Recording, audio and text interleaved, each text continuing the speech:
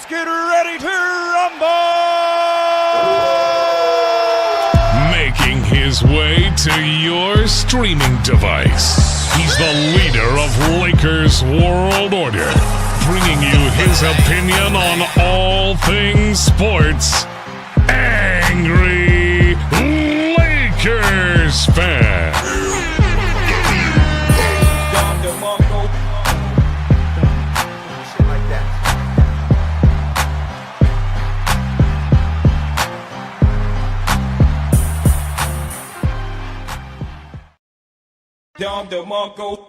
Nobody does it better. What's going on, y'all? It's been a while. It's been a while, but if y'all watch my last video, when I was talking about Kevin Love, I haven't been away from YouTube. I have not been away from YouTube. I just been working on my other channels. So if y'all want to, continue to see me when I'm not on this channel, I left the links in that video, but I would, put the links up on the screen towards the end of this live stream so y'all can follow me everywhere else. I've mainly been working on my wrestling channels. So I also got another video to upload on my wrestling channel that me and Micah and a few of the boys did last night. So that should be fun. But we back, man. We are back. We here. The co-host is back, y'all. What's going on with you, Humble? What's going on, man? Salute, man. How are y'all, man? Angry, man. It's good to be back on the show, man. It's good to see you, man. I'm excited, man, for tonight show. I see Mike in the building, Detroit God, man. Salute to the OGs, of Lakers World Order Empire, Wolf Pack, I shall say. Yes, sir. Man, we got some stuff to talk about, man. We got a special treat for y'all, man, with this NBA season coming up in the fall, and Lakers basketball, of course. Purple and gold. No needless to say anything else, man. Let's get to it, man. Yeah, it was one thing you brought up in the group chat that Big Baby told me the same, because I didn't even know. Pat Riley getting a statue. I think it's well deserved. I think it's long overdue. He was part of the. You can't mention the Showtime era without Pat Riley. So it's they still invite Pat Riley to this day when they go on their retreats. All the Showtime Lakers. They take Pat Riley with them to this day.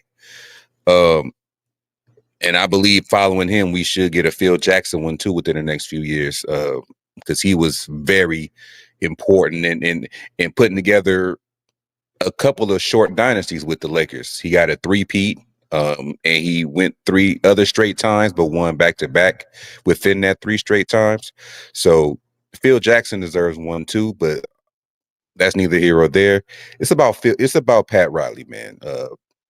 Pat Riley. Love him or hate him, man. Love him or hate him. He's been involved with a few teams, since the Lakers. He's been involved with the Knicks. He's been involved with the Miami Heat, which he is currently. But every time I think of Pat Riley, I always think about the Showtime Lakers. I always think the slick back hair, the mob look. I don't think Magic wouldn't be who Magic was if he didn't have Pat Riley as a coach. I don't know, man. He just changed the landscape for the I don't know. I don't know. It's long overdue, man. He should have been had one. I think he should have been had one up there. He should have had one up there around the time Chick Hearn got his. If I want to be real, but yeah, man. Shout out to Pat Riley, man. Shout out to his family and friends. For this great news coming to them. Shout out to all the Laker fans that was watching during the Showtime era. I was born during the Showtime era, but I didn't watch during the Showtime era. But shout out to everybody that witnessed greatness on the sidelines, man. Pat Riley is getting a statue at Staples Center that I still call Staples Center. But when he was coaching, it was the Great Western Forum. But Staples Center. Yeah, man. Shout out to Pat Riley. That's all I got to say about Pat Riley, man. One of the greatest coaches that the Lakers ever had, and yeah, man, well deserved. Well deserved.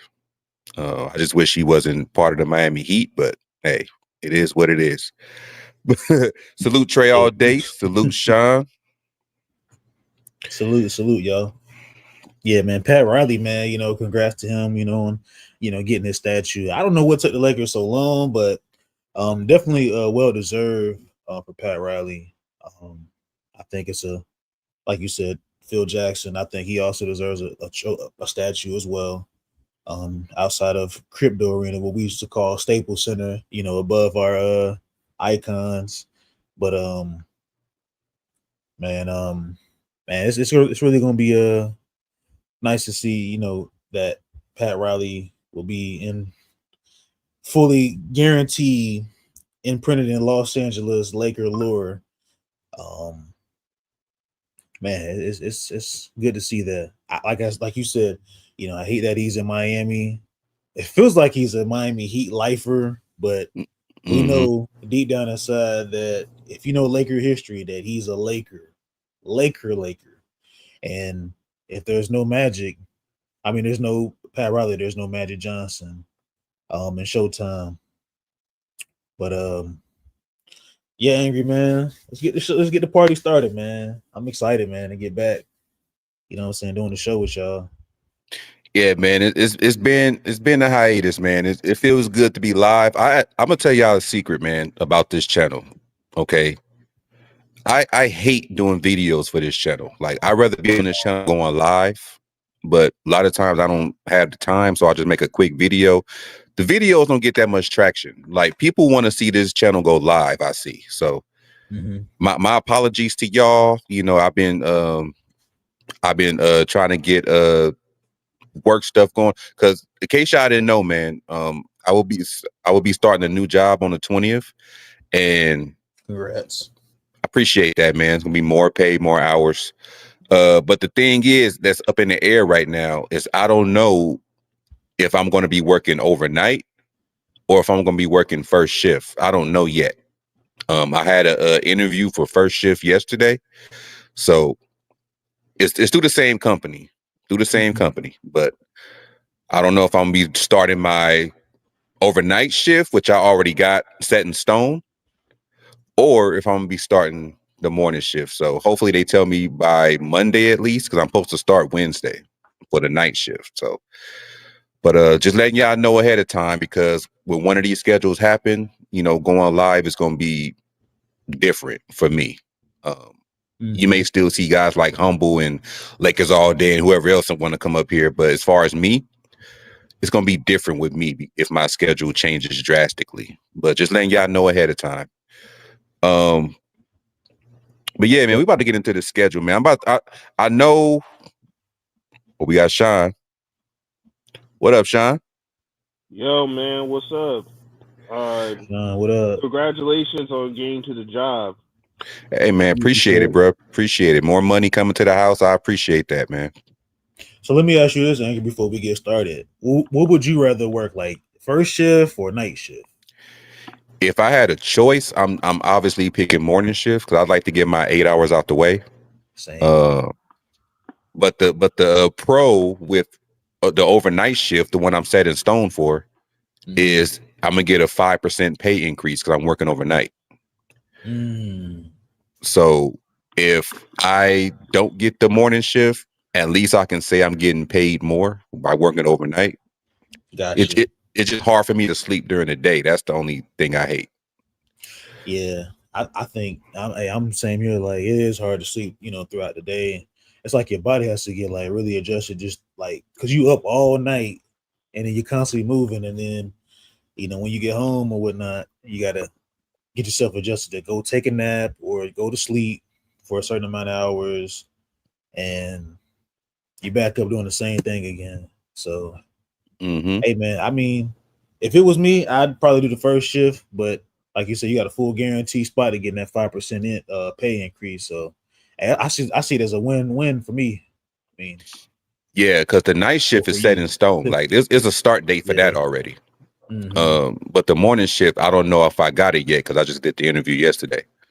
So if I don't get the morning shift, I already know I'm gonna be starting night shift. So I just got to get my body used to sleeping during the day and staying up all night. So hopefully I can find out soon enough where I can start training my body to stay up all night and sleep during the day before work starts. But yeah, man, like I was about to say, y'all, I'm reacting to this Lakers schedule, on the fly. I haven't looked at it, but I do have it in front of me. So we're gonna be reacting on the fly. If y'all ain't seen the schedule, we all gonna be reacting together. So but I'm looking at the first game and I'm kind of like over it. Because how many times are we gonna get an opening night against the Golden State Warriors? Like, what is it about the Golden State Warriors besides Steph Curry that brings that rivalry? Like that brings. I understand they're Pacific Division rival, but I mean, come on, man. It's not. I don't get it. I don't get it. Right here for everybody that wants to look at it. Angry. Okay, let me put it on the screen. Appreciate you, Humble. Always, my brother. Yeah, let me get this banner off so everybody can see it. Wait, hold up. Not that one. This one. But yeah, if y'all can see it on the screen, man, we're gonna be going down that line together, man. If y'all can see it on the screen, you can follow along with us. But yeah, man, October 21st, man, gets Golden State. 10 p.m. Humble's time. 7 p.m. out here. And that's look like it's on NBC. So damn, you gonna be up at 10 o'clock, Humble, watching the game? Hey man, I'll try to, man. Hey, I'm kind of used to it, like being on the East Coast and then watching them Lakers games. I remember the games just come on like 10:30, like 30 minutes later, and like especially when it was like either broadcasted or non-broadcasted. I see that most of the non-televised games will be at 10:30, but even back then, I was like a decade ago that it used to be like 10:30. Didn't matter what time it was or day. I will try to be up, and I know NBC is probably having a special before that game, so I'm definitely gonna be tuned in for that. And Michael Jordan's coming back, so hey, that's gonna be pretty interesting for a lot of fans and the nostalgia of hearing some takes from Michael Jordan on the league and just getting his thoughts and how he feels about the state of the game. Who knows what Michael Jordan can talk about? We don't know if he's gonna do a full breakdown or commentating the games, but I'm excited. So yes, I will be up 10 o'clock Eastern Standard Time watching the Lakers and Warriors game. And I'm letting y'all know ahead of time. I already told y'all about my job schedule. If I'm working overnight, I'm probably gonna be watching like the first half of that game before I gotta go to work. But if I'm gonna be working morning shift, I can definitely watch the whole game. So it all depends on what shift I work. But we shall see. What you got to say about that game, Sean? Like, do you care about Golden State? Do you think it's a game that we're just gonna mollywop the Golden State Warriors? I mean, the Warriors is always going to be a sensation because Steph Curry. So it's a part of nostalgia for today's fans to see LeBrick and Curry to go at it in the first night. But I'm more hyped when it comes to Michael Jordan returning and hearing his commentary on the game, on the things he does not like, and to see, like, in order to push more younger talent that's actually worthy of people to watch. So yeah, that's about it. I mean, First night with the Warriors, not bad. This time is with NBC. I did not. Unfortunately, I did not grow up, or no. I did watch the last few games of NBC, and then majority of the time it's been TNA, KCAL 9, ABC. That's about it. So this is like a kind of like a first experience for me to watch NBC or NBA on NBC. Got you. Salute Go James in the building, aka Chris, aka let me cook this nigga real quick, as DJ would say. Shout out to Chris. Yeah, I don't want to stay on Golden State too long, but I do want to say this. Not only is NBC and Michael Jordan coming back, but we getting that iconic music coming back that everybody knows from NBC. I'm gonna feel like a kid again, man. Watching basketball in the 90s, watching Jordan win every fucking year. Like Jordan was winning every fucking year when I was watching basketball, man. Like, but yeah, man, I'm it's good. It's good. We need Jordan back. I mean, I understand he's not going to be at every NBC game. He's kind of limited, but I'm sure he's going to say what needs to be said and probably make a lot of these LeBron stands cry. But we shall see. We shall see. Man, this is gonna be game changing. Since LeBron is gonna retire, well, I don't even know he's gonna retire, man. That's the sad part. But if he is gonna retire, Michael Jordan coming back, legitimacy back to the league once again. But I got that as a win, man. Let me get an ink pen, man, because I'm gonna put a W or L next to all these games so I can know what our record gonna be. I'm putting a W next to Golden State. W. So I'm gonna say that it's gonna be a tight game. It's gonna be pretty close, but I'm gonna still go Lakers. I think the Lakers probably gonna pull out the dub. Man, the Lakers got better talent than Golden State, man. So what Draymond's gonna do? He's still gonna be a backpack. So. Hey, I remember I said that years ago on Ticket Channel. I was like, man, Draymond, he do shoot like he got a backpack on his back, like he do. Bro, he definitely do, bro. In the gym, we go to gym class or some shit. He definitely got he carrying something heavy. That's what it looks like. Oh, he carrying something heavy, all right. I'm not gonna even ask what it is, man. No, he's carrying all that Hennessy. The Kings suggestion.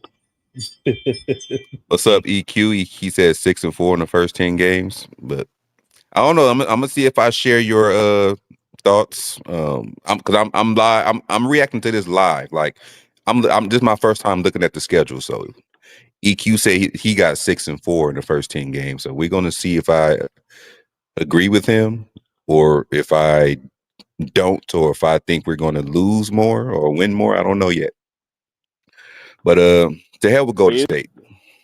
Is the giggler is he a warrior or he's still a bull? Salute, Eric. Who, Giddey? Yeah. I think he's trying to still get a contract done. I'm not sure. Interesting. Yeah. But hey, man, they got their own problems over there in Chicago. Man, Chicago always got problems. They got problems in their streets. They got problems in their team. They got problems everywhere. Yeah, Chicago Bulls, they've been shit since Jordan and was there. So not even the White Sox is doing good either. And what I mean by shit, I don't mean like they haven't been good between them times. I mean they haven't won a championship or even sniffed the finals since Jordan been there. And our boy was talking about earlier, Phil Jackson. But yeah, man.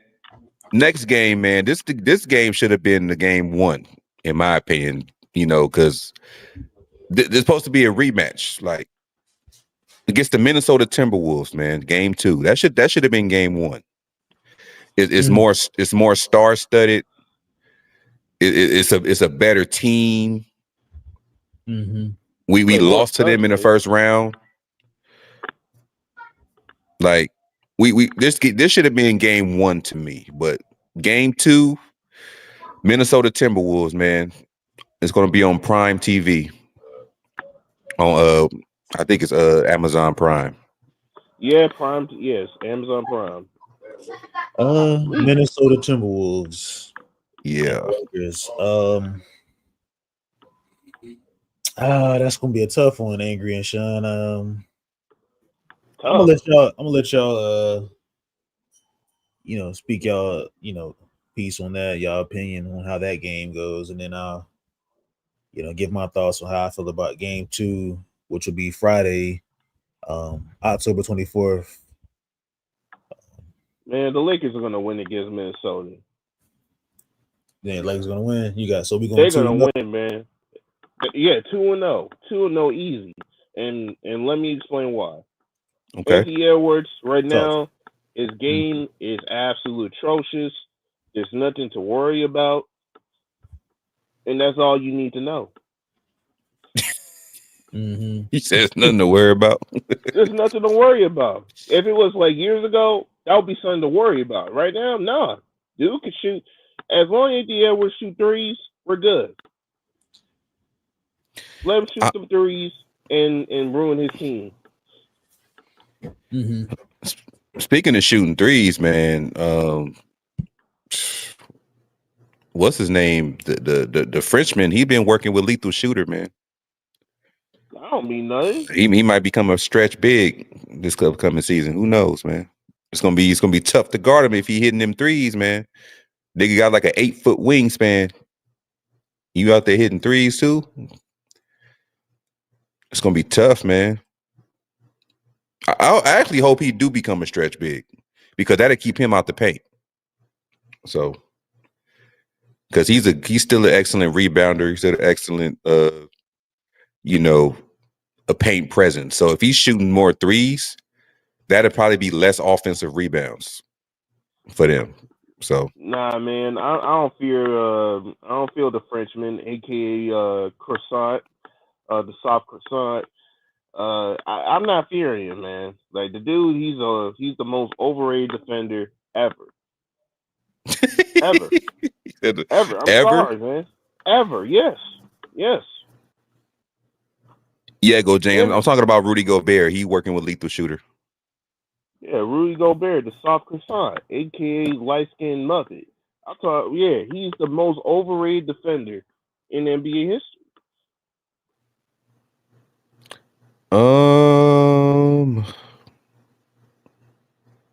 I mean, if I can look at, are you talking about as far as period or as far as everybody who won Defensive Player of the Year? I mean, not just only period. As far as everyone who actually won Defensive Player of the Year, for a guy who was a 4-time Defensive Player of the Year, he never really brings that much of an impact like that. I get it. You know what I mean? Like, yeah. Like people overrated his defensive capabilities because he's good off the ball. When it comes on the ball, he gets sliced and diced. Yeah. But again, that's just me though. I think he's overrated. It's nothing to worry about. Lakers 2-0. I mean, it's definitely open for discussion, as far as calling him an overrated defender. I mean, if you compare him to all other former Defensive Player of the Year, because it's been a lot of great defenders to win that award. I don't know, and it's been a lot of great defenders to not win that award. So I even say there's players who didn't even win the award that's had better defense than Rudy Gobert. I think Kobe should have had at least one. When you make that many all defensive teams, they should have gave him at least one. But I think the fact of the matter is the records that we had as far as when Shaq was gone, when Shaq left, and the times where we had a down season, wasn't making the playoffs and shit like that. I think that's what hurt it. But if we was making the playoffs and he was making those all defensive first teams and shit, I think he would have had one, at least one in his career. But yeah, Goat James, he said the numbers or advanced analytics say he's great, but the eye test could definitely say something else. And I think that's what Sean is getting at. I think he's using the eye test. Hey man, numbers. This number shit, man. Like this is my thing, man. Basketball is not baseball. You can't nerd it out in order to say someone is great, man. You got, your eyes will always come first before those numbers. And even if we actually see the numbers per se, look at the era that Rudy Gobert played, that he able to get those 4-time Defensive Player of the Year awards. Mm-hmm. Like, come on, man. Let's stop. I'll be right back. Okay. Well, on that note, I'm gonna look at this as a revenge game. We got a lighter Luka coming back. We got a legitimate center. We gotten better defensively, as far as the upgrade over Dorian Finney-Smith. We brought in LaRavia and Marcus Smart. So I think this is going to be a revenge game, and it's at home. So I'm going to give us a W.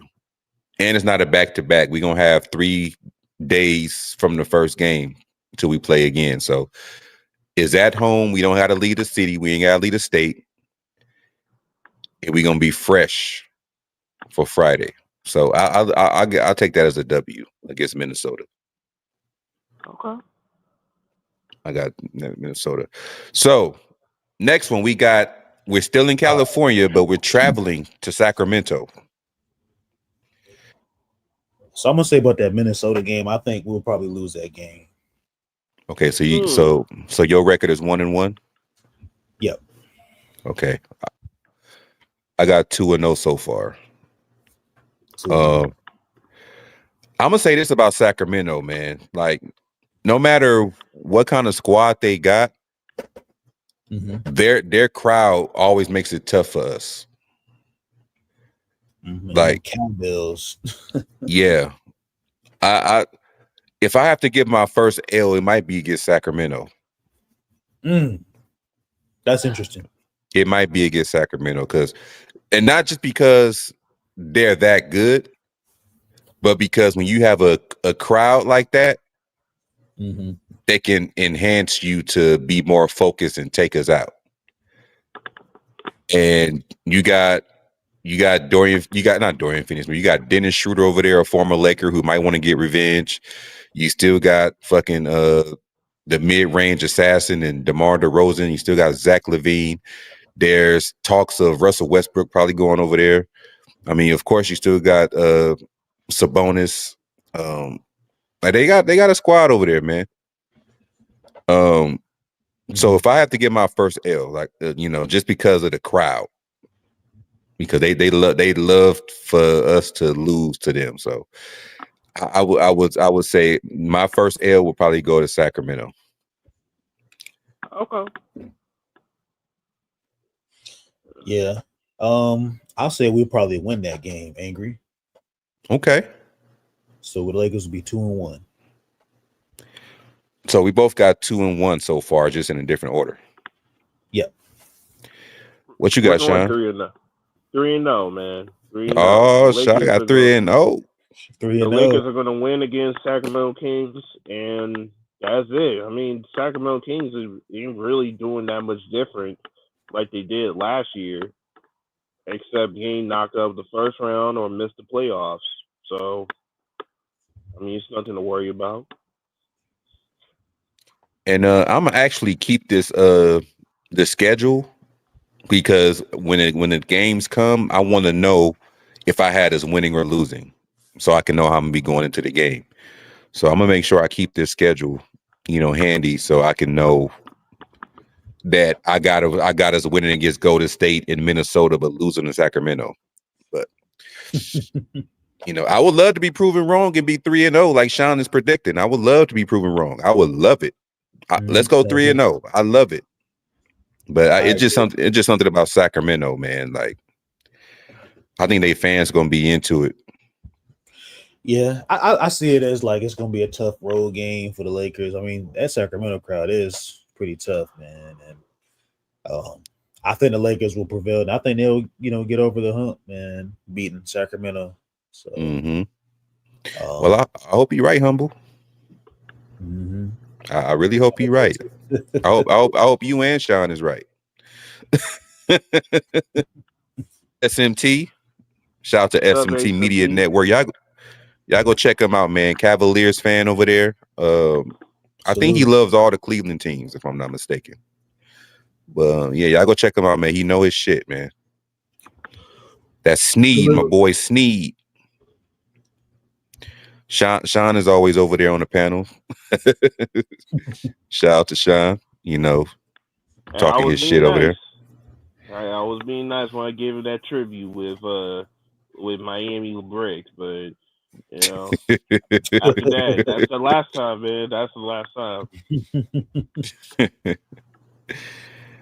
What up, Dwight? Dwight family. Oh, we got Dwight. Yeah, what's up, bro? OG. We got to introduce Dwight the right way.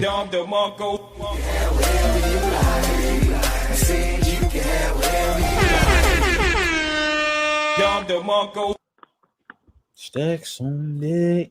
Let's go. All right, game 4, man. No Damian Lillard, so I'm not worried. We got Portland Trailblazers. And so and it's a back-to-back. So we travel from Sacramento to Portland, which is not that far. I got us beating Portland, man. It's going to be a revenge game for Ayton. And it's actually no. My bad. We don't travel to Portland. Portland is a home game. Mm-hmm. So it's looking like the first 4 games we don't leave California. Mm-hmm. So we're good. I got a W against Portland. I say 3-1. Yeah, I got a W against Portland. 4-0. I don't know if Portland would be enough to, beat us at home. Yeah, I just don't see it. I don't see what they got off top that can do anything to really slow us down. Mm-hmm. I mean, they got some interior defense. Yeah, but is it going to be enough to stop LeBron, Luka, Austin Reaves, and Ayton? I mean, nah, they ain't gonna stop that Luka and Reaves combo. So, well, they could stop LeBrick, but Ayton doing them lobs. Nah, they ain't gonna stop that, man. Yeah, I'm looking for the Lakers to probably have. It's probably going to be one of those games where and throughout I say like it's always been like the Lakers will have like a good season where there's like tricky games. So I would say this will be one of those tricky games for the Lakers because it's the 4th game, so they're just getting themselves adjusted, getting the rust off, from not playing. I'm pretty sure LeBron didn't really play no basketball in the summer like that. But that fossil doing Luka Luka right now is he's playing in the Euro basketball league right now. So I'm not going to be surprised about how Luka's going to play, up to par. So yeah, I'll say 3-1. I say that's going to be one of them tricky games per se, but yeah, 3-1. Yeah, I also got 3-1. Next game 5, I actually got an L. We're traveling to Minnesota. I think we're gonna lose to Minnesota that game.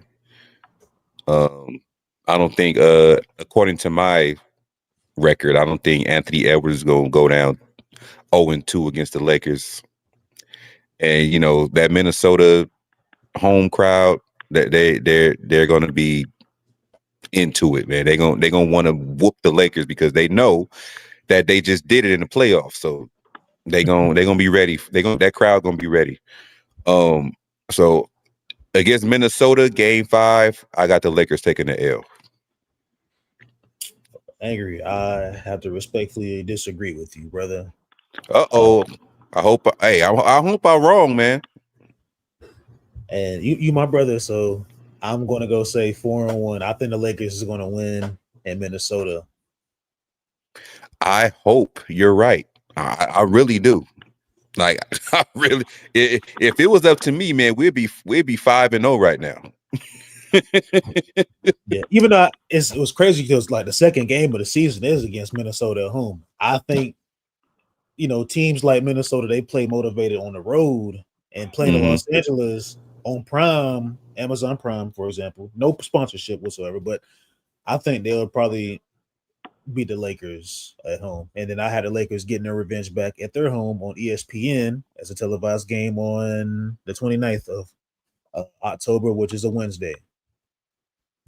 Man, that ESPN game, man, it's gonna hit different, man. I agree. Shout out to Dylan. That's what I'm saying, man. They should have had Minnesota on NBC and not Golden State. But I don't know, man. I don't know what they was thinking.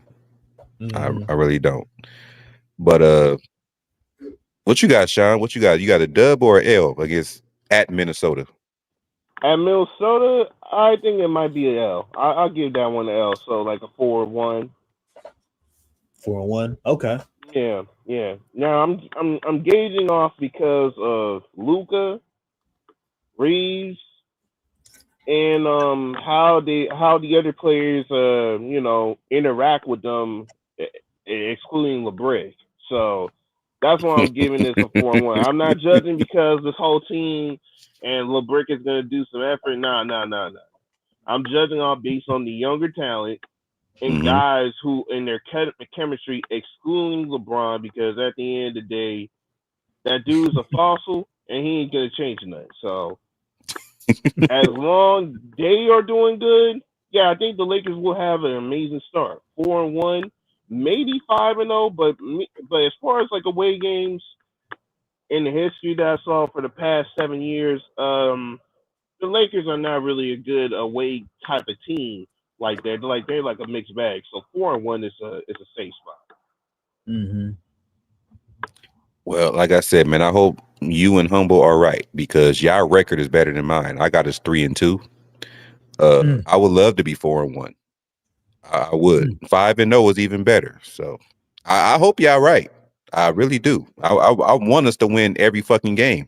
But I know that's nearly impossible. The highest we ever seen was 73-9. So, back on the road 2 days later, we at Memphis. I got us winning that game. I got us winning against Memphis. I don't think Ja Morant gonna play. I think we might lose that game. That's gonna be another tricky game, like a trap game. Yeah, one of them trap games for the Lakers.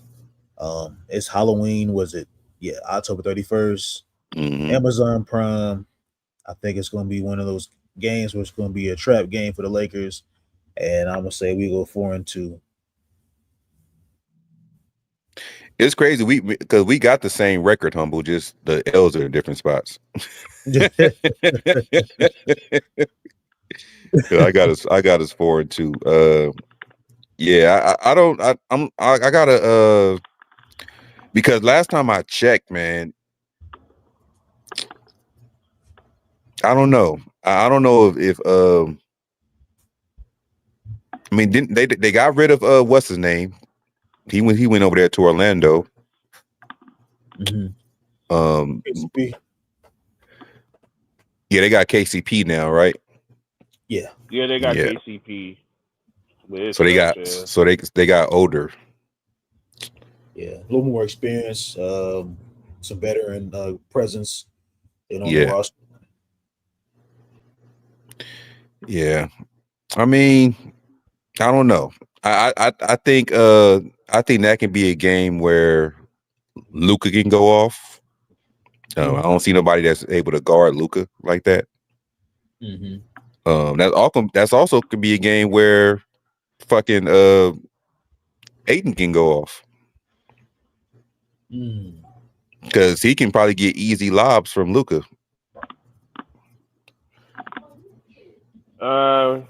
Man, the Lakers are gonna be, I'll say 5-1 right now. You know, Is this really Sean up here?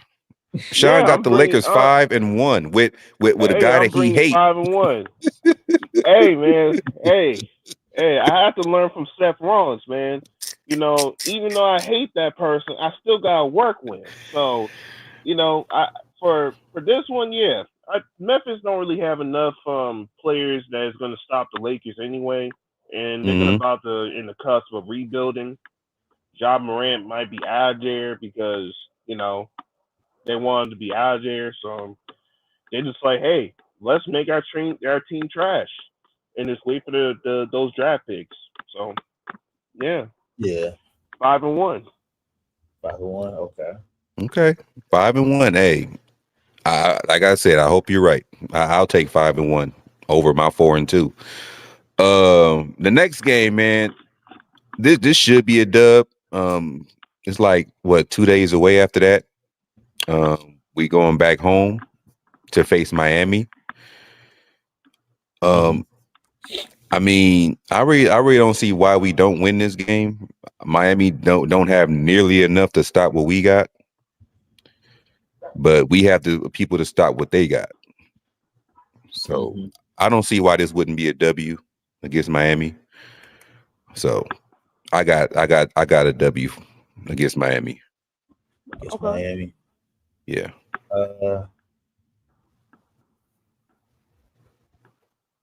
At home, it's a non-televised game. I would say the Lakers would probably lose that game. Oh shit. So why would you think we would lose? Like, what would be the outcome? You think it'd be like fatigue or what? I think it'll be fatigue. I think it'd just be like one of them random games where the Lakers would just lose. Miami, you know, they've always been like a well-disciplined team as far as on the defensive aspect. Not too much talent on the offensive end. Granted, they lost, you know, one of the best scorers in Jimmy Butler in the trade last season. But I do think that'll be a game where the Lakers will probably lose. And it's kind of odd to say because I think the Lakers is going to have like one of those roller coaster type of seasons where they're going to be having like a stretch of games where they'll be good and it's going to be like promising for them. And then there's going to be games where it's like, oh shit, like, damn, you know, we'll see. You know, I think the Lakers just need more firepower on the bench aspect. But I could be wrong. I mean, our bench, let me see. Most likely we're going to have Gabe, Marcus Smart, Jake LaRavia, Jackson Hayes, Vanderbilt. Hopefully it do get some running time. They said Bronny going to play more minutes. That's going to be interesting. I think that's to really get his value up a little bit because this is last guaranteed year on his contract. Yeah, because the Lakers could probably possibly, you know, having some kind of like contract discussions with LeBron James if things kind of get shaky between the front office ownership and, you know, LeBron James. But needless to say, I kind of want to, you know, don't want to ship into that conversation just yet, guys. But I want to just, you know, kind of want to talk about the schedule and. I already got too many notes on that part. Oh yeah, and salute to you, my brother. You know, it's good to see you, my brother. It's good to hear from you too, man. You know, it's good to have all the brothers back on the panel. I know we always chopping it up. You know, we talk, you know, in the group chat and stuff like that on Lakers Water or Empire, Wolfpack. So, salute to you, man. Salute to the brothers. I don't know where Lakers all day is, but salute to him, man. If you watching, bro, I'm pretty sure you're probably at work, but shout Yeah, out he to you, said my he had to brother. work. Okay, yeah, I'm pretty sure he's probably listening, tapping into the stream, man. So this next game, I think the Lakers is going to win against Portland. I just don't see Portland being a team. They're kind of like in rebuilding mode. Um, I you know, agree. head coach Chauncey Billups, I think he'll probably be out the door soon. Um, you know how they do coaches. Um, no matter whoever they are, it's always open season for these head coaches. These guys they develop these young players. Um, even though the talent on the roster is not always up to par, but there's always something where like the player is always kind of close with the coach. I feel like Chauncey could probably be like a really good assistant coach for a team, and then maybe work his way up on getting a good roster one day on another team. But this Portland team, it's not cutting it. Dame is out. We don't know when he'll be back. So I'm gonna say that's going to be a dub. And what would that record be? What 6-3? So I had us losing Minnesota. I had us losing to Miami. No, so I'm 6-2. So yeah, I think the Lakers will be winning that game. Yeah, I'm at 6-2 as well. I got us losing to Sacramento and Minnesota. Both road games. But yeah, I agree with you with Portland. I don't know what Portland is doing. I also got us winning that game. Even though it is a back-to-back, Portland is not far from California. Yep. So yeah, it unless it's going to Portland, Maine, that's a different story. But yeah, man, I got us getting the W. I think DeAndre Ayton will continue to show it was a mistake letting him go. And yeah, Luka gonna eat, man. Maybe Austin Reaves might be the player of the game that game. Who knows? Yeah, I feel Austin Reaves he'll definitely have one of those games where he'll show out and have big moments. I mean, that's Austin Reaves. I think he's I'm not saying he's a transcendent player, but he's a player that you would need on a championship roster or a team that's looking to contend for a championship. Mm-hmm. So yeah, Austin Reaves, he'll definitely have one of those games where, hey, don't bet against him. You probably might win some money if you're doing the up and unders or if you're choosing the Lakers to win that night. So for all you gamblers, bettors, hey man, I got to pay close attention, man, with some of these games. What do you think, Sean? What's your take on the Portland game, my brother? I forgot to even talk about the Miami game. Oh, go ahead. Yeah, both like 6-3. Yeah. But Miami, yeah, it's gonna be a loss for the Lakers. I think Miami has a good enough coach to where he could, make his talent to overachieve, regardless of how trash the roster is. So, maybe the Lakers might just say, hey, losing Miami ain't gonna be a big deal. As far as Portland, that's a dub. That's a dub for us. Mm-hmm. I mean, they had nothing again. Yeah. The coach, Mr. Billups, man, I'm not gonna, I'm not trying to trash you, man, but you probably are not a good coach for them, man. You're just not, and I don't blame you for it because the talent, the office, it's inherently trash. For the wrong team. Yeah, he's coaching at the wrong team. I feel like a team like this would be like, and I'm going to cut you off, Sean, for like a Brett Brown type of guy. I think they needed somebody a little more experienced that can build, the team that has a lot of young guys, and then you have like an old vet, old guy, and Damian Lillard who's not playing, possibly like half, way through the season, due to his injury. Judge your Holder. Yeah. Jeremy Grant. Yeah, so you got these guys like I don't know. Portland just not going to have a good season. I could be wrong. They might make some noise. Who knows? The NBA is and anything is anything is possible when it comes to the Yeah, it's NBA. unpredictable. It's Unlike very the WWE, man. yeah.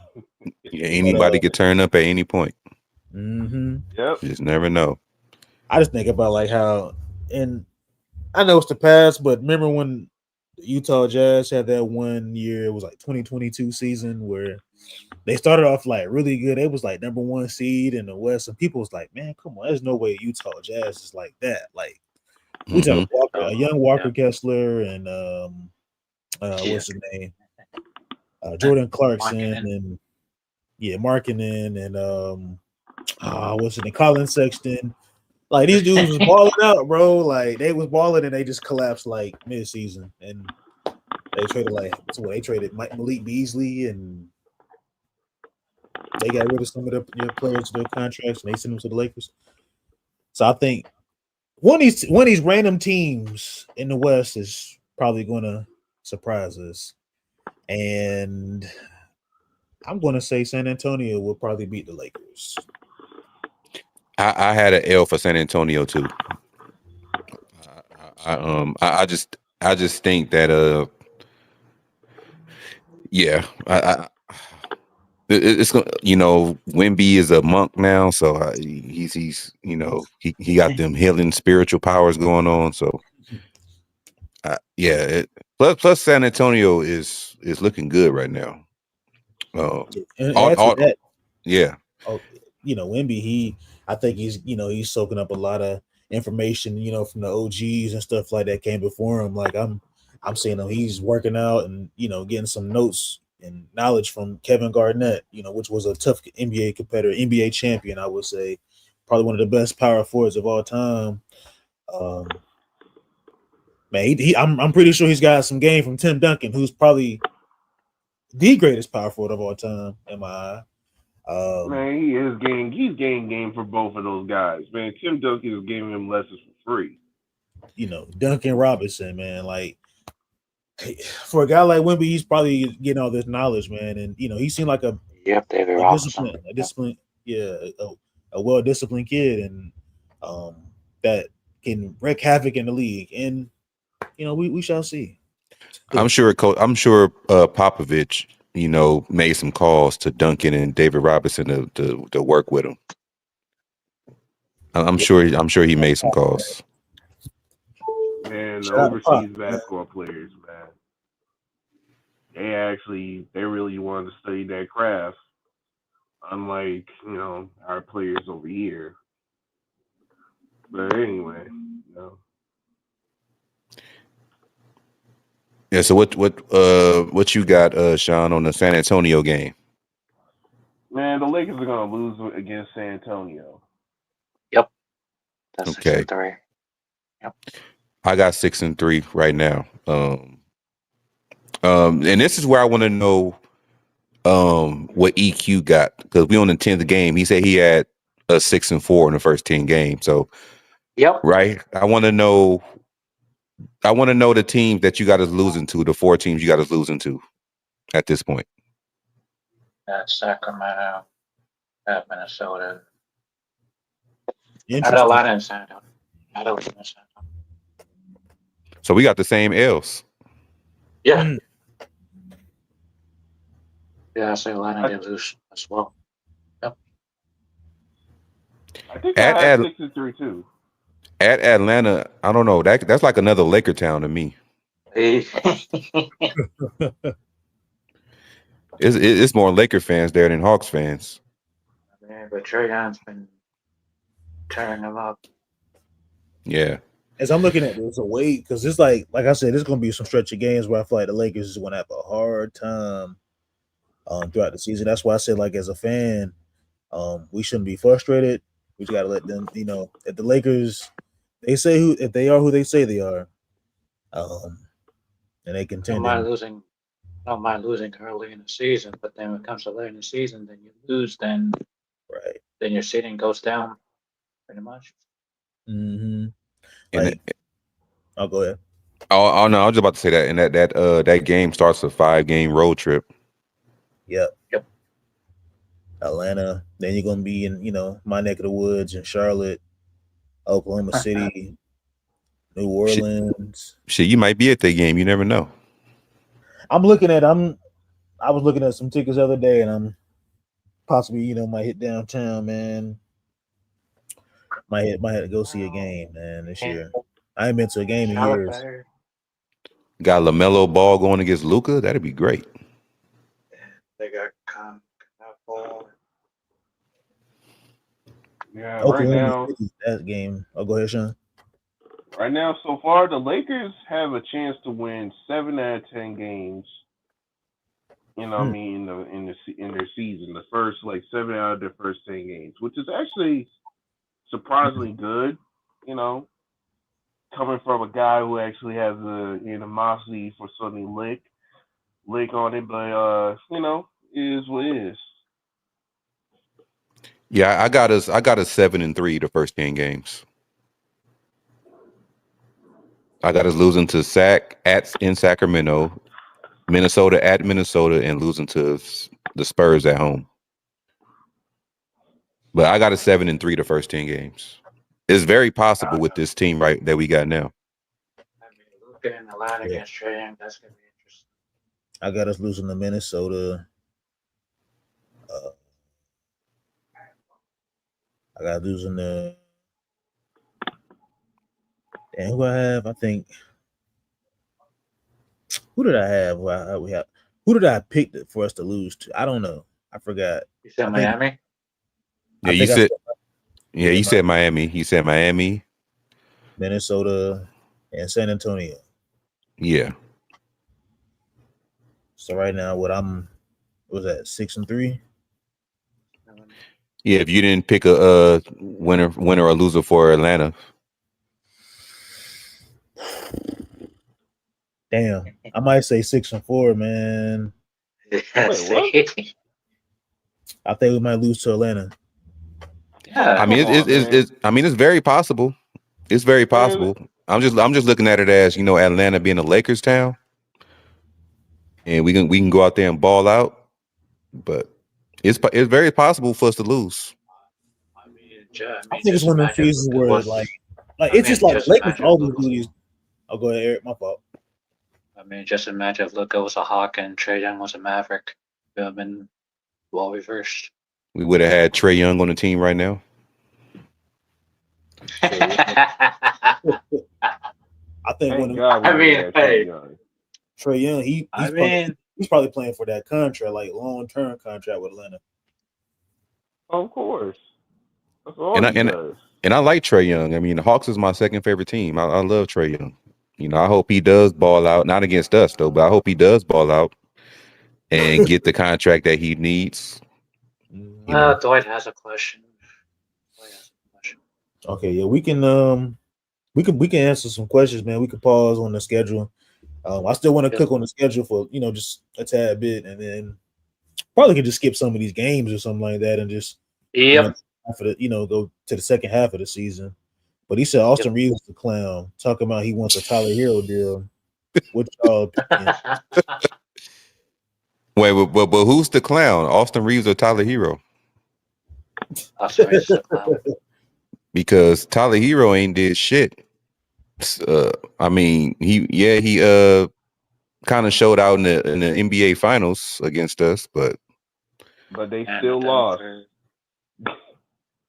I think what he's probably saying is that Tyler Hero, he did get like a new deal, and Austin Reaves feels as though he's probably just as talented or just better than Tyler Hero.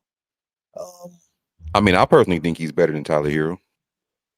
Yeah, I think offensively he has a better dribble, better handles. I think he's a better passer. Shooter-wise, it's kind of neck and neck. I think Tyler Hero is the better shooter. I think Reaves is the better scorer. Yeah, there you go. Reaves can score, throughout the game. On he can drive to the basket. I think all around it, I think Reaves is probably the better player. Reaves is far the better player. Yeah, he's a shooter, not even close. Yeah, Heroes are better. Hero's a better shooter. I mean, Austin Reaves can shoot. Like we watched Austin Reaves light it up, but I think shooting is not his strength. He's just a scorer. Like he can score like that. It's his thing is scoring. I don't think Austin Reaves' thing is really just catching the ball and shooting. Like Yeah, he could shoot. He could score around anywhere. Now yeah.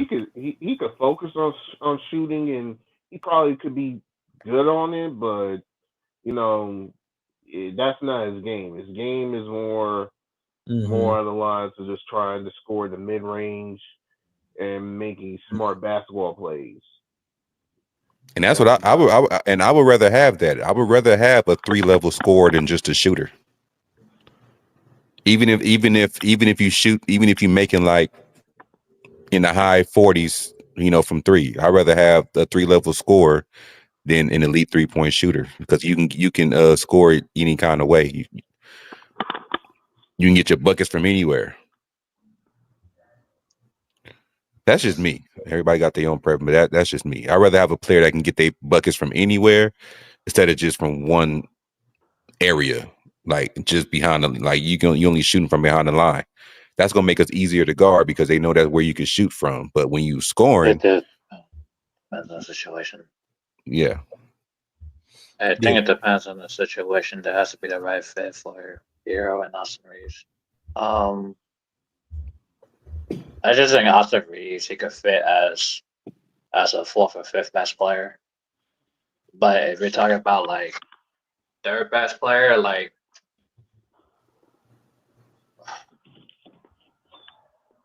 I don't want to say his name, but like I'm gonna say Hero as a third option by a little bit, like not like a big drop off, more like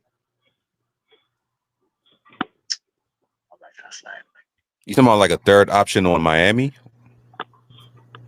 Yeah, it has to be like the right situation for your third option for Hero in Miami and fourth or fifth best play for Austin. All right, here's a question I got for everybody. Because EQ brought up third option. Do you think if Tyler Hero was the third option, he can average 20? On the Lakers team or just a team in the Miami Heat or something? Just the team he's on now. For some reason, if he was no, I bring him over here. If he was the third option behind Luka and LeBron, can he average 20? Absolutely not. It could be somewhat close to that. Excuse me. I think it just depends. Like, if it's just how the Lakers front office has to construct the team, though. Like, if Austin Reaves has to be your third best option, he has no choice. So if I says Tyler Hero, I'm not saying they're comparable players, like they're the same, but to make it easy to answer, I'm going to say hypothetically, if we got the roster we got now, but just switch out Austin Reaves with Tyler Hero, we got the roster we got now. As the third option, do you think Tyler Hero can average 20? It's like a yes or no for me, but I could let Sean. I'm going with no. And I'm only saying that because Austin Reaves averaged 20 this past season. I mean, Tyler Hero is in a very good opportunity with Miami because, listen, Miami, and when it comes to having unusable talent that a lot of people get passed over, you got an amazing coach like Eric that could like make these players to overachieve and do things that no other team could actually do. They was able to get from being an 8 seed all the way to the playoffs. But again, that's coaching. I don't think that him and JJ Redick is going to be a good fit when it comes to coaching play. I don't care how many threes he can shoot. He is not that guy that he will able to adapt and make these players to be better. He's not going to make JJ. He's not going to make not JJ. He's not going to make a guy like Hero to be better. He's still going to make him to be this 3-point specialist that he might score like 15, 16, At some games, he might even have scored, 25 here and there. But, he's not going to allow him to shine. While Eric, he allows Hero to shine. Win or lose, he's more confident with Hero than JJ will ever have when it comes to players that he's underutilized. That's the reason why I don't think he actually is going to be a third option for the Lakers as opposed to Reaves. Reaves, to me, is overachiever. That regardless if JJ Redick was there or not, he's going to overachieve and trying to be better than what he did last year. See, you just said That's the reason why. You just said overachieve when it comes to Austin Reaves. I don't think he can score 20 points a game for 5-year stretch. The way he's overachieving. Hey, let's just see, man. What I mean? These players nowadays are getting overpaid while they be playing bummy. I see it's just 1 year you're good, and then the next year it's like, hey.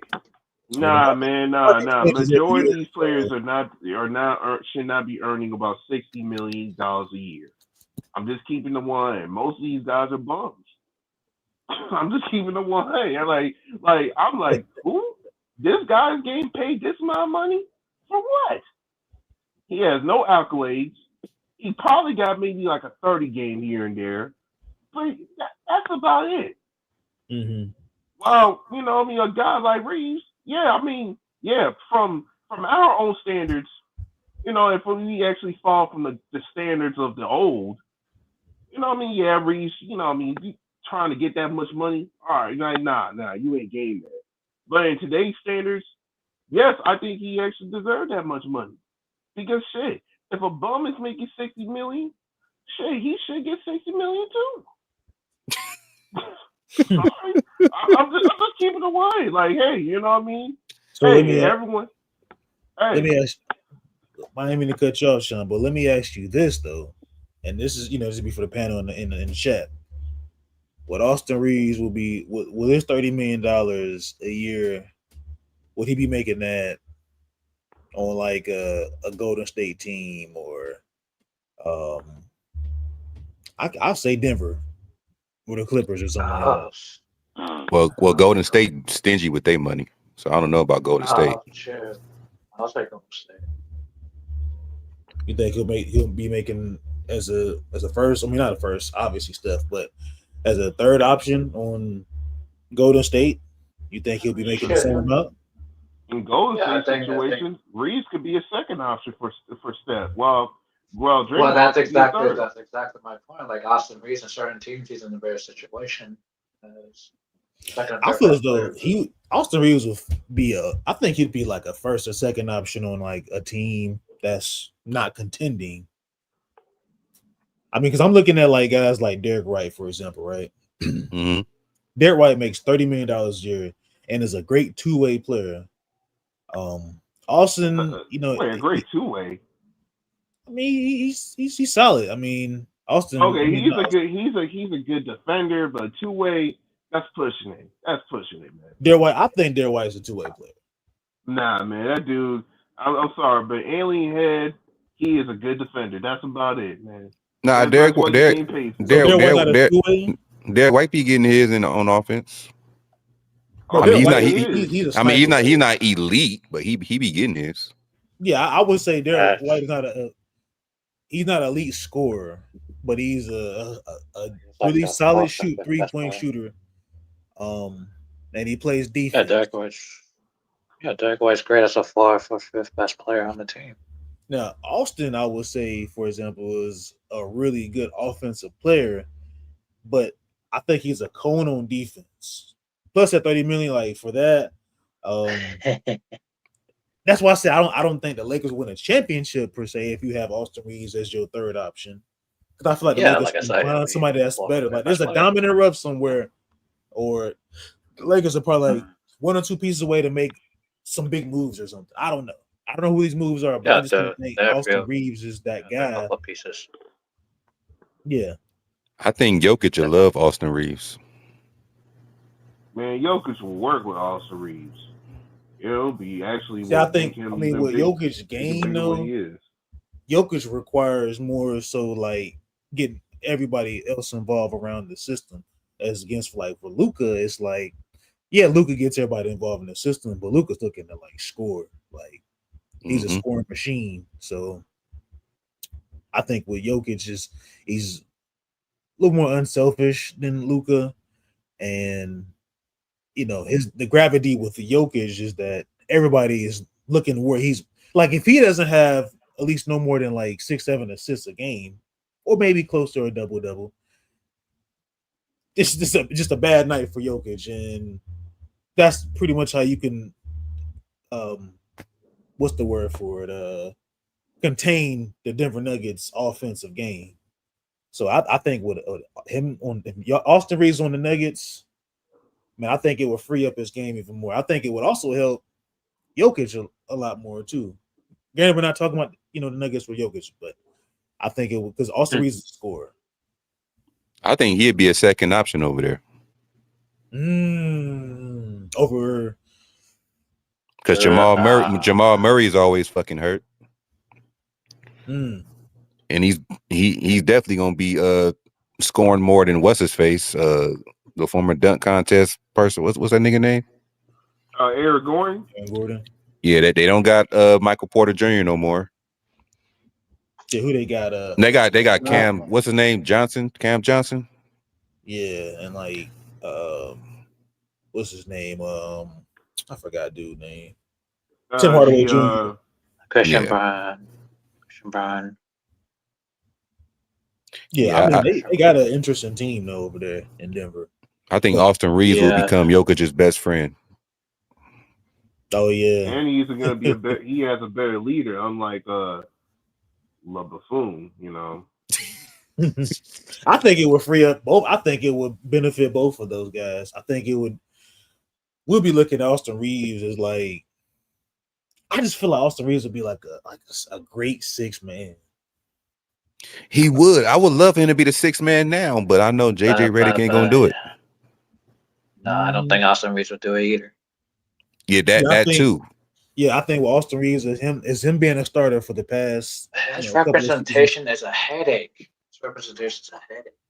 Yeah, and I think with his ego, he's not going to allow himself to just be on the bench. He wants to be a starter, and I think for a team like San Antonio, which I think he probably should have went to that team, though. To say the least, I think he'd be an instant starter. I think him and Fox, Wemby, I think they feeding some families, bro, out there in San Antonio. It'll be crazy if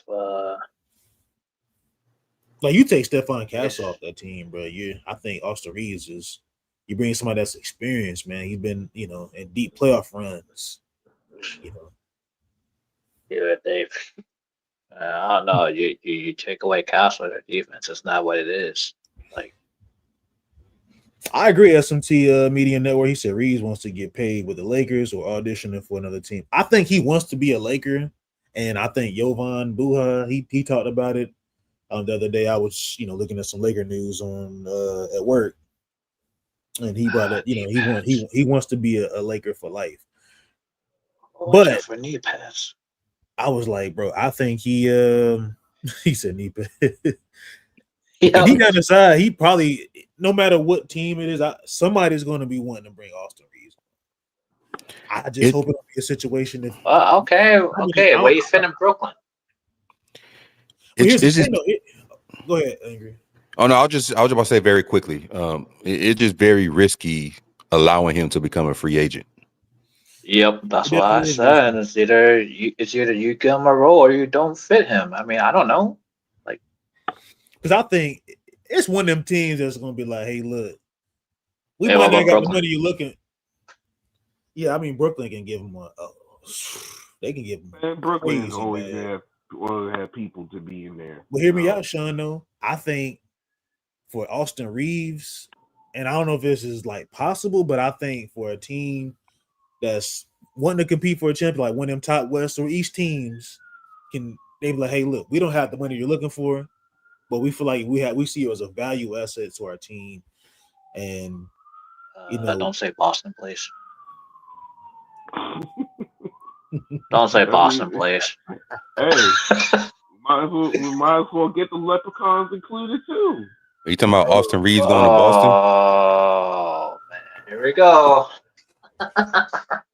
Philadelphia Yeah. might be calling. I mean, they threw a bag at Paul George. You think they're not going to throw a bag at? Not Yeah, a but they're bigger doing bag. back. But some teams are going to be desperate. Like, you know what? I think Maxi's we're there gonna- too, though. Maxi's there too. I mean, I hear you guys, but at the end of the day, Reaves, he's dedicated for this moment to become a Laker. He actually I lived just and don't sleep think I don't trust the Lakers front office to guarantee him to be a long-term asset Yep. to the team. I don't trust the Lakers because this is what the Lakers Yep. will do. They will build these guys up and ship them right out. Ship them right out. I mean, the Lakers have been shipping up all potential All-Stars since before and even after LeBron was here. So, like, shoot, you might as well have to change your ways. The Buss family ain't running shit anymore, so you gotta do things differently. You can't make no super teams in order to establish dominance in the NBA anymore, unless of course you want to pay up. So I just hope it's not a situation where the Lakers will just let Austin Reaves walk and then he goes to, like, just say for example, like a Julius Randle situation where he left and went to New Orleans and then he got traded to New York. Man, Julius Randle, man, Austin Reaves in a better position than Julius Randle ever could. But hear me out though, Sean.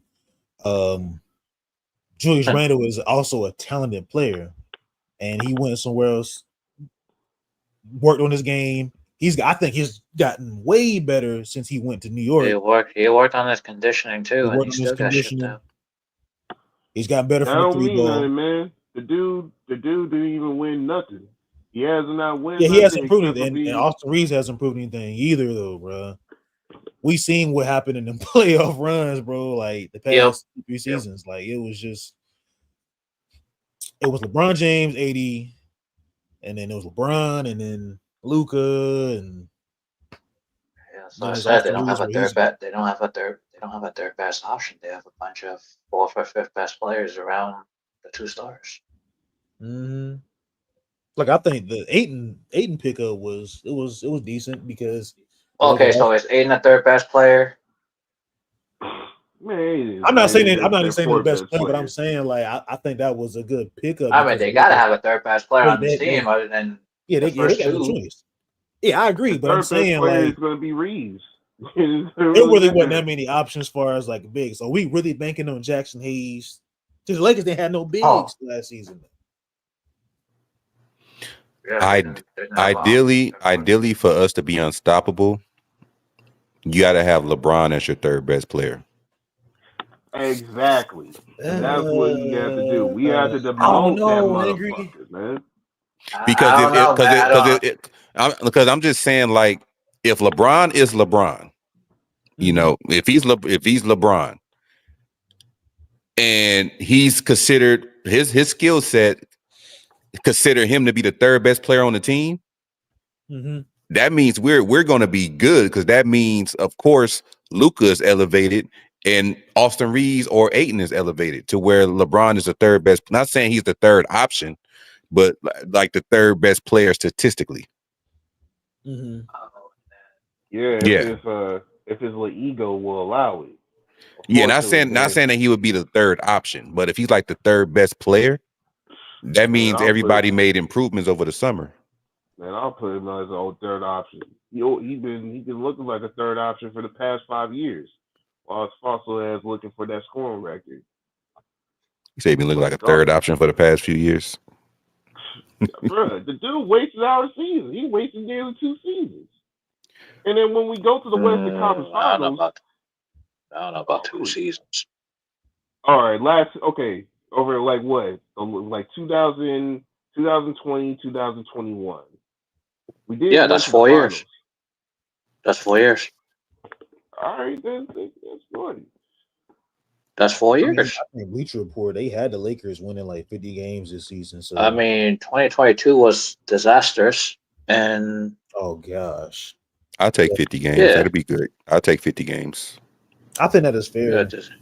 Yeah. But the question 2022 is, was disastrous. where would 50 games get us? What seed? 4 or 5 seed. 4 or 5. seed, maybe 6. It just depends because the West is. If 50 games is 6, oh man, you're in trouble. It'd be I think like the how the is West gonna used to like be. it was. Yeah. Hey, maybe it's my positive energy right now. I think the Lakers might even win around 60 games. I give them around 60. Yeah, I say.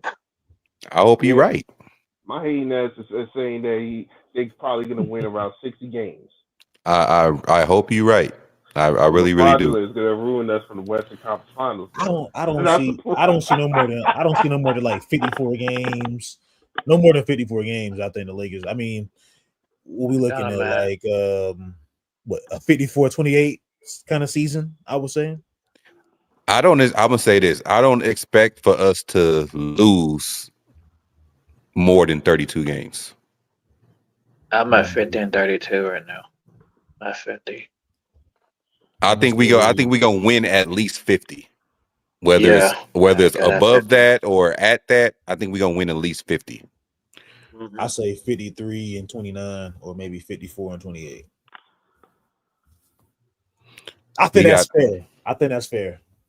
Yeah, because we got a better team than last season, and Luka's healthier. Oklahoma City, jeez, that's rough. I mean, that'd be some competition for sure. You know, for any team in the NBA. They match up well with OKC, so I think those games are going to be competitive games. We was beating OKC with a fat Luka. I kind of want to. So look, I'm looking at the second half of the season, right? Uh-huh. So, you know, I mean, I hate to have it. Go ahead. Yeah, go ahead. No, I was just saying. So I don't want to like skip half these games because it's 82 fucking games. I don't know how we all just going. Now we could look over it. I mean, we don't got to go through all 82. Like we can just look over it. No. So I'm looking at these stretch of games heading to mid of January, right? Mm-hmm. So yeah, that's the rough. That's going to be crucial. And remember I said in the group chat yesterday, I said it's going to be a stretch of games. Yeah, that's the Grammy trip. Yep. Yeah. Denver, Clippers, Mavericks, Bulls. That might be a dub. Cleveland, Washington, the Knicks, and then Brooklyn. Damn, it seems like the whole month of January we on the road. Damn near. Yeah. Looking at this January schedule is going to be scary. Shit. I think that outside of I'll say New York and Denver, I think the Lakers will be fine. The Lakers will be fine. Ain't nothing. I just Denver games is always and San Antonio's kind of like. Well, I'm looking at Denver as like a 2-seed team this year. Yeah, a 2-seed team. What up, bros? Yep. Whoa. What up, SMT? What up, Sneed? What up? Speaking of Sneed, man, January 28th, we gonna beat Cleveland in Cleveland. Nah. I'll tell you who the Lakers will be. Y'all could have the game in LA. You're not getting the Cleveland game. The Lakers will probably be beaten. I think they can beat Dallas though. Assuming AD is playing or not, because matter of fact, I don't know. I might have to take that back. I think that's going to be. Yeah, they lost to Dallas when Dallas was short. Kyrie probably should be coming back, like either right after Christmas or something like that. So I don't know, or before Christmas. Warriors are going to win 50 games. Warriors? Yes, Warriors are going to win 50. Warriors. Nuggets are going to win 50. Okay. Rockets could win 50, but they're like, I think they'll be like a 48 or a 49 win team. Mm-hmm. Thunder going to win 60. Yep. Oh, the Nuggets are a slam dunk for 50. They'll be the first team to 50 after the Thunder. The thing about the West, it wasn't good enough to address one of your problems out West because every team fixed at least one problem. So fixing one of your problems just means you stayed pat with everybody else. Yeah. Right. So the Warriors, for in terms of the regular season, they just needed Jimmy for more time, and they would have finished in a better spot. They would have finished 4th or 5th. The Clippers, it's Kawhi, bro. The Timberwolves finished 6th. They could finish 7th or 8th. They could finish 4th. They'll be in there. It's going to be like how it was last year, right? Remember how it was all bunched up? If you were in 2nd or if you were in 9th, you were within like 3 games. Mm-hmm. It's going to be like that again, except the Thunder will continue to be ahead of everybody. And then you'll have a couple of teams competing for 2nd. And everybody will kind of be bunched up between 3 and 9. And the Mavericks could find their way into the playoffs because it just depends how good Cooper Flag is off the rip. If AD stays healthy, that's good enough to get them to the playoffs. He's that dude, bro. We're talking about a guy, when his career is over, you're going to be like, damn, he really was that good. You're going to look at his statistics and look at his productivity. You're going to talk about he was a champion. You're going to look at his two-way play. During his era, he was the best two-way player in the league. You're going to say that.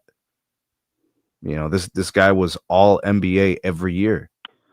If his body betrays him, that's going to be in the discussion, but the talent's undeniable. So if he plays 65 games and Cooper Flag, if he gets better over the course of the year and plays 35 minutes a game, they can make the playoffs.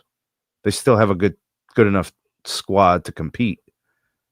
Yeah, AD will be 2nd team if he makes 65 games. Yeah, and then for the Nuggets, and then for the Nuggets, it's like you got rid of your most inconsistent starter, and you got somebody who's more consistent at the things that you were paying the other guy to do. Yep. You're paying the other guy to knock down shots, and he was inconsistent. You pay the other guy to play defense, and he was inconsistent. This guy does both of those things more consistently. And then they brought back Bruce Brown, who was on the championship squad in 23. They addressed their center position, and they got Well, if is he going to play for sure? What's his name? Yeah, they said Valanciunas. Valanciunas. He's going to come in and play. They want him to play 5-10 minutes a game, bro. Joker's still going to play 40. Well, I agree. I just think you need Joker to have some rest, like Spurs. Oh, absolutely, absolutely. Yeah, I forgot he was still in the league. They got that young guy, Deshaun Holmes or something like that. I forgot his name, but Darren Holmes. It's gonna be the Nuggets and the Thunder in the Western Conference Finals. I'm pretty positive in that, but I do think the Rockets will advance out of the first round. I think they'll compete in the second round. I think it might come down to Minnesota and Denver, bro. If I was a betting man, I'd put some money on that. Minnesota and Denver. Hey, I don't know if you listened to earlier, Sneed. We was like, look, the NBA is funny when it comes, and the basketball guys is petty, bro. I would say. Well, I get the Denver one because Joker is that dude. It's him and SGA. They're on top of the world right now. It's their era. Like these guys are. It's like two mountains converging and just colliding. Their star power in terms of their impact on the game and MVPs and champions, and they're just the best, the two of them, right? It's them and everybody else, right? It's their world. And then the Timberwolves, bro, like they lost Nickeil Walker-Alexander. Your bench just got weaker. And all you did and what if go ahead. I just think the way how, and it's just my prediction. I mean, it could well. I mean, I'm not disagreeing with you. You think Anthony Edwards is going to take that step, right? I know he can take that step. So you got him. Do you have him peeling back on the 3-point attempts, or do you think he's going to shoot more of the same? I think it all depends. I'm just the way I'm looking at Anthony Edwards is just like, yes, he has a lot to prove. Yep. I think yes, they lost Nickeil Alexander-Walker. That's a big loss. Your bench, that's a big loss. I was like your 6 man. But I think they're still top heavy. You still got what's his name? The power forward, the stretch. Nas Reed. Nas good. You still got Nas. But he underachieved last year, so they were winning those games in the playoffs, and he wasn't even playing well. So he needs to step up. But like I said, I'm not disagreeing with you with the Denver and the OKC thing. I just think and this is just my wild prediction and just the way how petty everything is when it comes to the NBA. Like, we don't know what team can really just sneak up. Mm-hmm. I mean, if I'm picking a sleeper, my sleeper is probably I mean, it's the Rockets or the Wolves, but I mean, I don't feel that great about either. Because I don't think the Nuggets are sneaking up on anybody. The Thunder aren't sneaking up. Like, those are the teams. I mean, the Warriors, if they stay healthy, they'll make problems for these teams. I disagree with you on the Warriors. Steph can still drop 50. That's true. Did you know that he had like 2 or 3 50-point games last year? Yeah. So he could still do that. As Podziemski is your in your first unit, are we really banking on Podziemski? Like, we can go through. He's getting older, Sneed. Yeah, he is for sure. Yeah. But I still think I was going to ask you about that. I was going to ask you about that too, about the 50 wins with Golden State. Well, they got 48 when Jimmy Butler got there in February. So you mean to tell me if he's there for a full season, they can't get 2 more wins? I mean, they can. I mean, we could say the same thing about the Lakers because we got in 3rd seed with an injured Luka. Yeah, I could see the Lakers getting 50 wins. Yeah. I got Luka as a top 3 MVP candidate. I hope he win it. I want him to win it. I mean, it's going to be hard because, like I said, you're getting peak SGA and peak Joker. Like Joker didn't win the MVP last year, and he had a better year than the year before. Mm-hmm. Let that sink in. It's like this dude actually did better last year than the year before, but he didn't win it. You know, to show you how it could be challenging to win an MVP. We got a skinny Luka. I want to get. Really need is a focused Luka, right? You need a focused Luka. A focused Luka. A focused Luka. A Luka that is focused on winning. A Luka that is focused on helping the team get better. Like there's a certain part of his game where he has to reinvent himself. Because he was out there recruiting over the summer. Forget the recruiting part because that's personnel. But let's just talk about his game. Okay. Do you think the best version of Luka has happened yet? No. Not as a Laker. Same. No. Same. Well, no. Peak Luka still hasn't happened because he hasn't scratched every part of his game yet. There's still parts of his offensive game. Like, let's talk decision making. Let's talk, like in terms of the offensive philosophy that they deploy there. There's ways that he can get his teammates more involved at different times and different sets, where it means he doesn't have to blow his load in the first quarter all the time. See, like what happened last year when he was dropping 20 in the first quarter, he was averaging 30 a game. So you're scoring 20 in the first 12 minutes, and then for the next 36, you're scoring 10.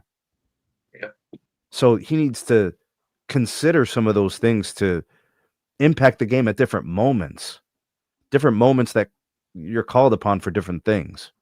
Mm-hmm. And I don't know if JJ's the guy, bro. You know where I stand on JJ. He's a bum. Yeah.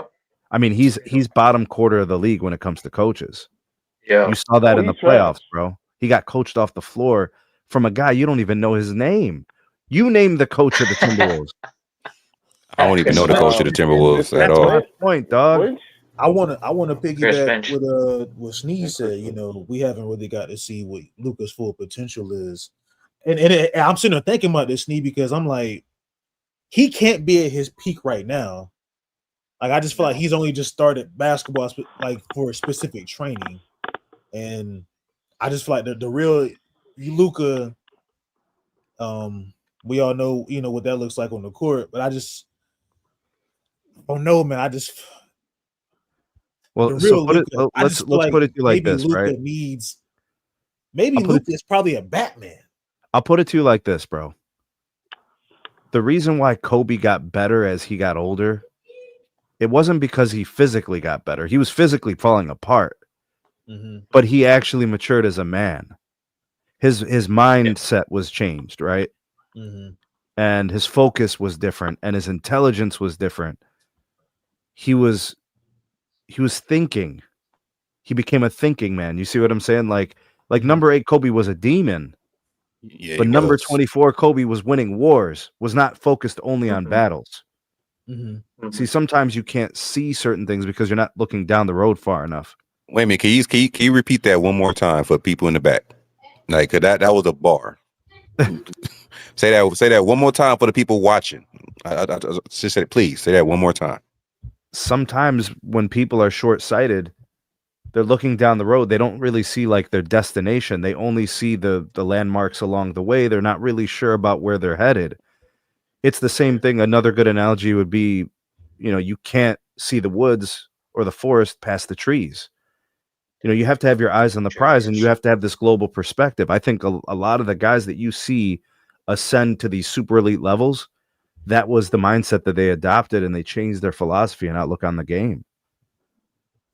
So when you see these guys level up second, third level, these superstars, and then they go through these 2, 3, 4 championships and they hit that level, that's where they were. That was their wavelength. Why does Anthony Davis seem like he's the same player last year as he was the year before? We haven't seen him level up yet. No. When did we see Kobe level up? It wasn't with Shaq. No. Even though that was his best chance to win because Shaq was so dominant. Yep. Kobe, the best form of Kobe came later when he was physically lesser. Mm-hmm. Michael Jordan's dominant winning was outside of his physical prime. He was a demon in the 80s and was not winning. Okay, so I see where you're coming there, and you said it earlier, Sneed. I see where you're going there, bro. Luka needs a better coach, and JJ Redick is not the guy. Yeah. That just solves Exactly.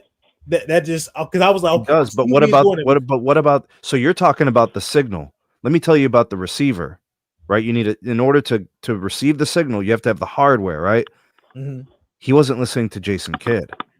He was yelling at him in the finals. Do you remember that? Mm. Okay, so mindset.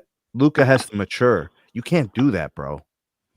You can't demonstrably put your coach out there like that. That's a lack of maturity. What I also remember about Luka in those finals is he self-imploded.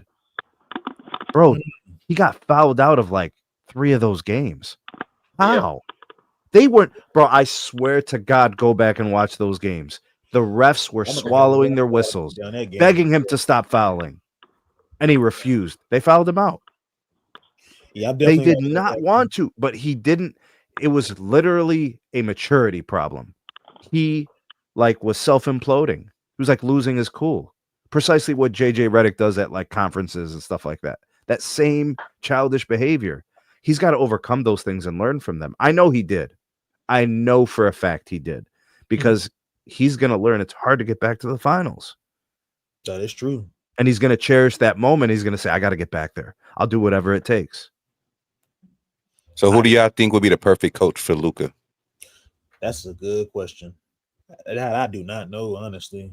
I don't know who's going to be the. It would have to be one of these. I don't know. There's not that many options with all these coaches have been coaching in the past. I think, okay, so for Luka, I think, and it's kind of tricky because if we look back like the 2020 season, I mean, Frank Vogel, yeah, he's a solid coach, but he's not a great coach per se. He just had a great roster. The chemistry was up to par. One of the best defensive coaches that was ever available in the last 10, 20 years. Mm-hmm. You know, he clearly knew how to put together a system, team concept. Yep. You know, I mean, I never looked at his offenses and thought, wow, that's some creative shit right there. Yeah, because they ran like simple like horns actions and right. I mean, but if your defense is elite, you can be forgiven for the simplicity of the offensive sets. That is true. You can count on some stops and you can count on your guys to carry. Bro, to show you how forgiving the elite defenses are, I'm going to show you how forgiving elite defenses are. In 2007, the Cavs went to the NBA Finals. because their defense was so elite. Did you know that they held the San Antonio Spurs under 80 points twice? Yep. And they lost both of those games? Mm-hmm. See, any other team except the Spurs, the Cavs were beating. But the Spurs had the same type of defense. That's why it was so close. Mhm. They lost those 2 games by a combined 4 points. You know, and then 2008, the Cavs played the Boston Celtics in the Eastern Conference semifinals. The Cavs played better than the Celtics for 5 of the 7 games. It was only one player was the reason that the Cavs lost. Mhm. He had 2 good games out of 7. 2. That's why the Cavs lost. The Cavs defense was elite. Ray Allen averaged like under 15. Pierce was under 15. KG was under 16. Yeah, I just We're don't talking think about 3 guys in the Hall of Fame, first ballot, right? Mhm. The Cavs held all of them under 15, 16 points. Mhm. Those were elite defensive teams that were competing against the best teams in the league. The teams that became the champions, right? The Spurs became the champions. The Celtics in 08 became the champions. See, when your defense is that special, you're in those games, bro. Yep. Look at the Thunder. You know the Thunder, because their offense was so reliant on certain things, there were times where the offense stalled. A lot of people look past it, but they went 7 games with the Nuggets. They went 7 games with the Pacers. Like their defense just kept them in those games because the offense would sputter. Yeah, they had a lot. I remember a stretch where they missed 11 threes in a row. Mm-hmm.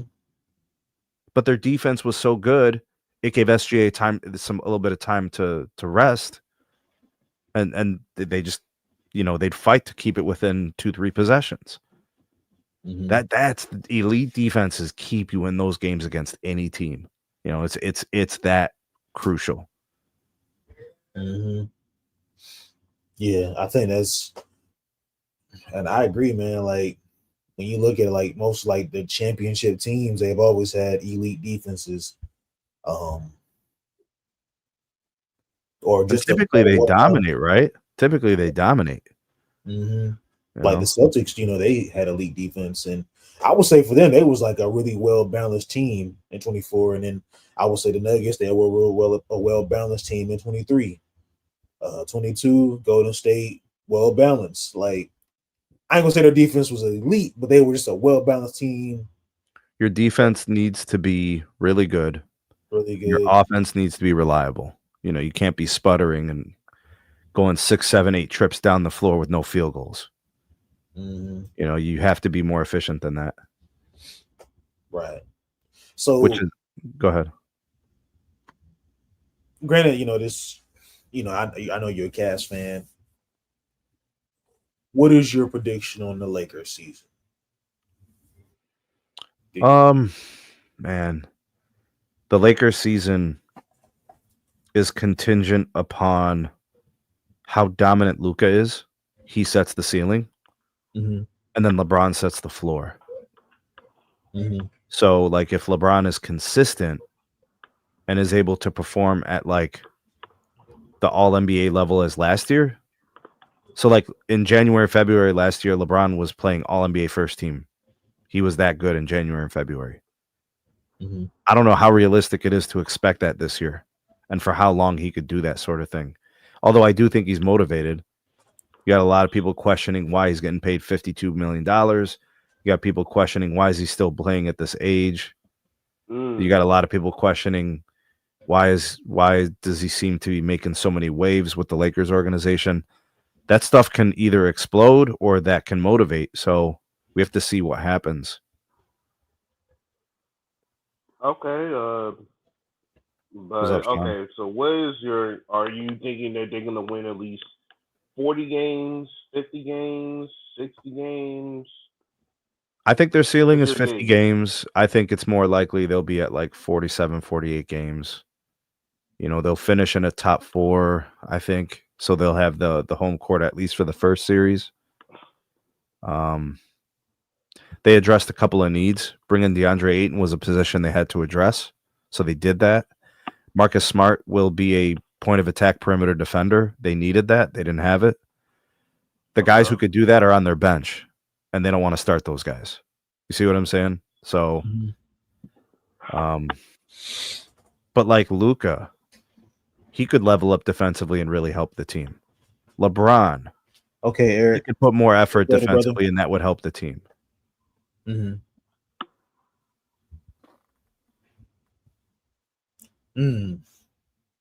I think this is going to be an interesting season once again.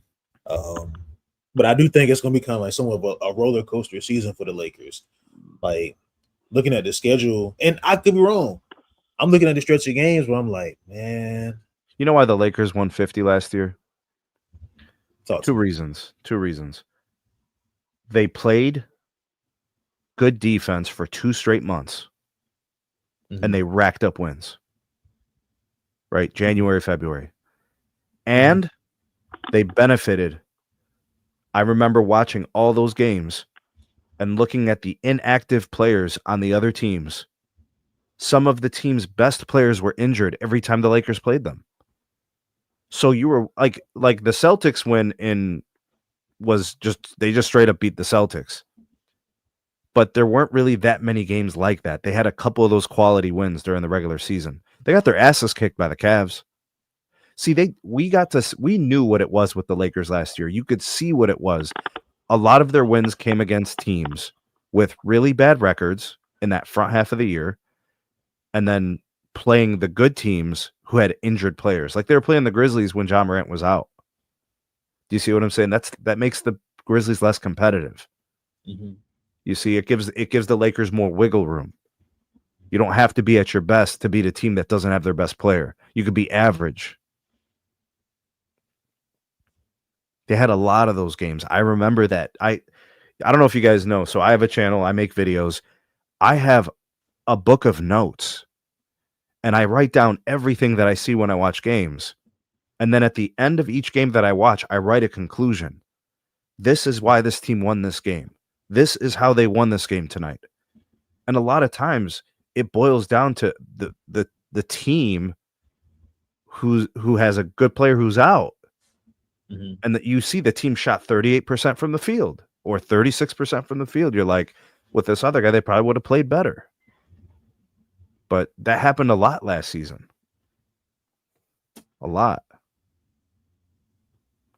They had a couple of quality wins, but there weren't that many, which is why I think it was a lot of people who were objective were saying they were going to get bounced out of the first round because the Wolves were going to present problems. They ran them off the floor. How do you have 2 All-NBA players and the other team has 1? An All-NBA, what, 3rd? Anthony Edwards, All-NBA 3rd team? Luka's an MVP candidate. He's All-NBA 1st team when he's healthy. LeBron was All-NBA 2nd team. How'd you get beat up like that? Right. But yeah, man, man, hold that thought, man. Man, it was great, having a good, great discussion with y'all, man. Unfortunately, I have to head out here in a few. But Angry said he'll be back soon. I think he's cooking some dinner and whatnot. So yeah, if y'all want to just stick around, hang out, SMT, man, it's always good to, talking hoops. Sean, Appreciate you, bro. Thank you. Shout out to EQ. Be safe, man. Oh yeah, man, most definitely, bro. But yeah, I'm gonna head on out, y'all. Angry should be back pretty soon, so if y'all just want to hang out for a little bit and cook, y'all can keep cooking. That means Steve could talk. We have a lot of things to talk right now. Yeah, but I'll be listening in the background. I'm probably gonna go slide and go grab some food or whatnot. All right, brother. Take it easy. I didn't even realize the time, man. I was like, oh shit. But yeah, man. Y'all keep cooking, man. Go Lakers. All right, bro. What up, Sneed? What up, Sean? How you doing, bro? I'm good. How about you? Good, sir? Chilling, man. Chilling. Excited for this NBA season that's coming up. Hopefully, my I Cavs mean, can make yeah. that next step. You know, I know you want to see your Lakers improve and build on last year. I wish that they would do more than that, but to kick the Fried King out here, but beggars can't be choosers. So, Well, but it is yeah, the final year, bro. You know for a fact there's an end game. You know. I hope.